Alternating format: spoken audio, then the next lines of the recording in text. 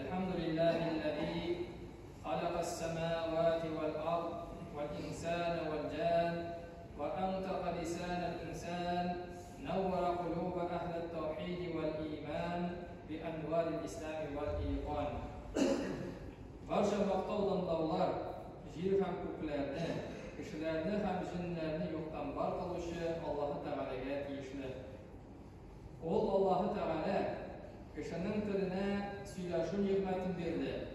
Ham Allohni bir deb tanishlarning, ham iymon ahllarining yuraklarini islom hamdli inoni bilan nurlantirdi.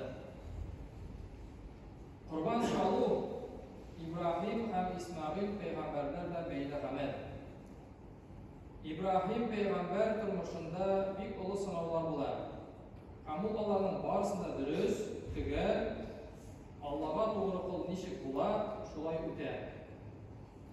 Otlarga tapınmadı, atası anı kulup çıkardı, mutqa ırgıtıldı, hem sonunda mizgilge kadar Allah'ın doğru kılı kıldı. Yerdemini ondan ona küttü. Uzak yıllar balaları bulmadı. Lakin şuna qarab ayrılmadı. Allah'ın emrini ötedişin Fatını Hacer bilen Ulu İsmail'ni kişi yaşam itiraf uğrunda kaldırdı. Ulu İsmail'ni kurban iterge tiyiş idi. Lakin Allah Teala özünün doğru kılına, özü emir iken bütün sınavlarını öterge yardam etti. Şehu yolunu fırsattı, ulu buladı. أعوذ بالله من الشيطان الرجيم إن إبراهيم كان أمة قانتا لله حنيفا ولم يك من المشركين شاكرا لأنعمه اجتباه وهداه إلى صراط مستقيم وآتيناه في الدنيا حسنة وإنه في الآخرة لمن الصالحين. Şundaqta İbrahim aleyhisselam özüne ko'p kishilarni iyatuvchi imom edi. Allohga ko'p itoatli ham botildan haqqa kishilarni undovchi edi. Ham bir qachon da mushriklardan bo'lmadi. Allah'ın nimetlerine şükür etuşu idi. Allah onu peygamberlikке sayladı, hem onu doğru yola İslam dinine kundurdu. Dünyada ona yaxşı nimetler hem ulu dereceler verdi. Müminler de, kafirler de onu yaratalar. Hem o ahirette elbette izgilerde. Anda ahirette derecesi onun dağında zorlak olur. İbrahim peygamberden kalan kurban şalu amelin Peygamberimiz Muhammed sallallahu aleyhi ve sellem devam etti. Peygamberimizin bir hadisinde bulaydılar. Kurban gayretinin birinci gününde Allah Azze ve Celle karşında kurban kanı arzudan da sevdirek amel yok.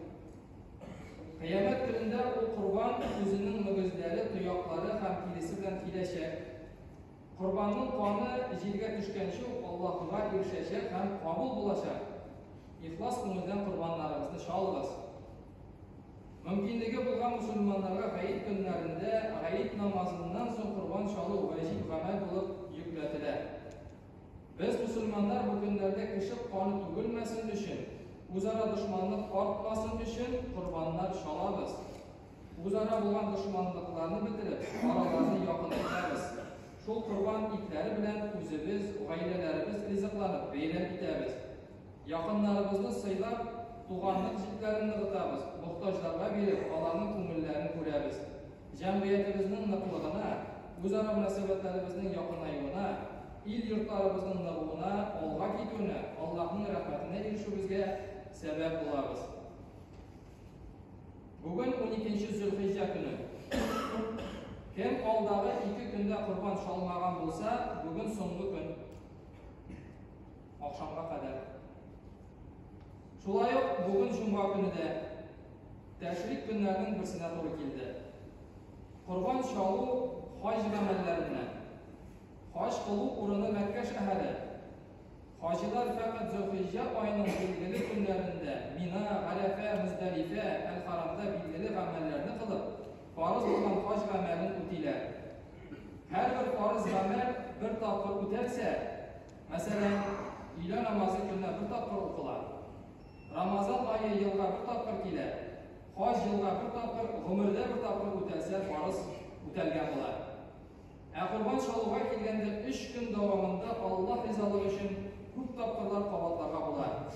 Ama şundan da Allah'a yakınayı için eng fırsat. Mümkünlüğü bulan kişiye nega bir saatni ishga bo'lirga 3 saatni qurban ete de qurban ko'brak etib izgilik qilirga bo'ladi. Mu'min musulmonning yashash ravışı ol İslam. Şuna izgilikni izlab yuru, ol imanlik harakati.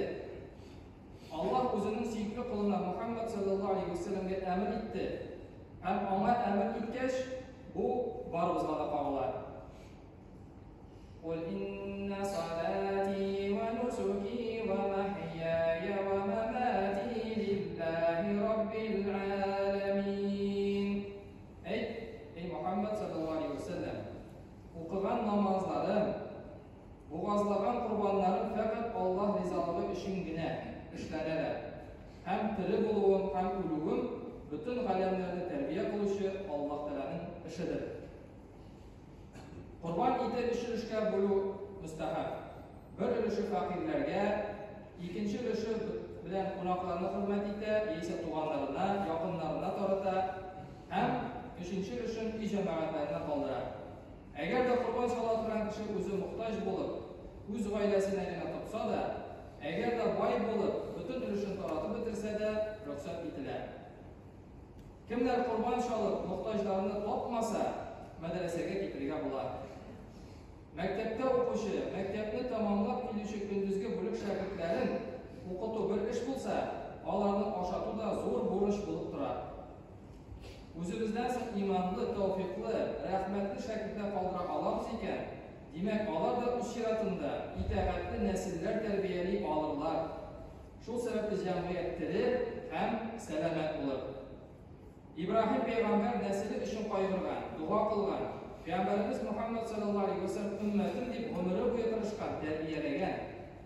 Bizga da shular jumlasidan bo'lirga Alloh nasib etsin deydi.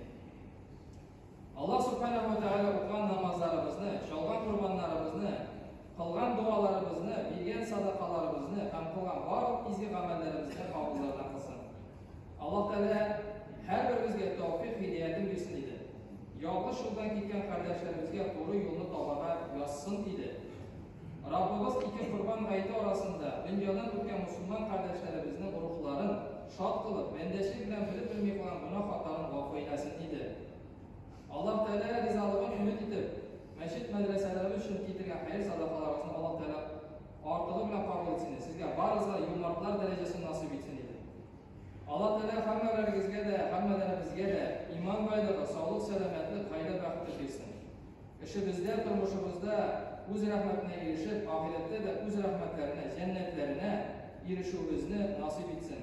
Barchalarimizning niki izgi niyatlari, izgi tilaklari bo'lsa, sho'ra xayrli ravishda barimizga erishishga nasib etsin. Barakallahu lana wa lakum fil Qur'anil azim wa nafa'ana wa iyyakum bil ayati wal zikril hakim innahu as-sami'ul